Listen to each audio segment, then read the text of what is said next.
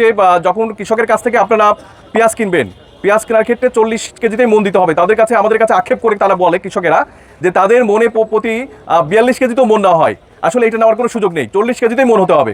সুতরাং আপনারা যদি বলে থাকেন যে তাদের খাজনা বা এই জিনিসগুলো খাজনা তারা দিবে না, যে পাইকারি যে কিনে নিয়ে যাচ্ছে যে ব্যাপারী সে খাজনা দিবে।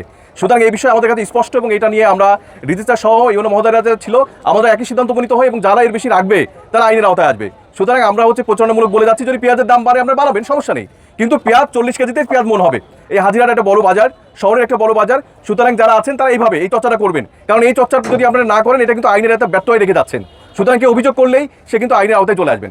সুতরাং পেঁয়াজের দাম যদি বেশি হয় বেশি রাখবেন, আপনার ওইখানে যদি শুকাই যায় তাহলে শুকাই গেলে তো দাম বেড়ে যাবে, তাই না? আপনার যখন 40 কেজি কৃষকের কাছে নিচ্ছেন, সেটা যদি আমার মাপযোগ দিতে যদি সেটা 38 কেজি হয়, তো আপনি 38 কেজি দাম নেবেন তার কাছ থেকে, যে না আমার কাছ থেকে কৃষকের এই রেট এখন নেওয়া হয় না, কারণ এখন এরকম নিধন হয়ে গেছে, জেলা প্রশাসক এটা বলে দিয়েছে, এটা নেওয়ার কোনো সুযোগ নেই। সুতরাং 40 কেজিতেই মন নিতে হবে। তাহলে কৃষকদের যে জায়গাটা দেখেন, আপনারই ভাই বা আপনারই ছোট ভাই হোক, আপনারই আত্মীয় কৃষক, আমার আত্মীয় কৃষক, তাদের এই জায়গাটা অনেক কষ্টের জায়গা। তাদের আলু বা পেঁয়াজের দাম যখন পড়ে যায় তাদের অবস্থা খুবই খারাপ হয়। এই অবস্থায় যেন তাদের অবস্থা আরও শোচনীয় না হয়, আমরা সবাই দিকে খেয়াল রাখবো। তারা বাঁচলে আমরা বেঁচে থাকবো, আর তারা যদি এভাবে আমরা তাদেরকে ভোগান্তির শিকার করি, তাহলে কিন্তু আমাদের উপরে এই ইফেক্ট আসবে, দ্রব্যমূল্যের দাম বাড়বে এবং আমরা এই অসহনীয় জীবনযাপন হয়ে যাবে। আশা করছি এই মেসেজগুলো সবাই জানবেন, এবং যারা অন্যদের কাছে যারা আজকে আসেননি তাদের কাছে পৌঁছে দিবেন। ধন্যবাদ।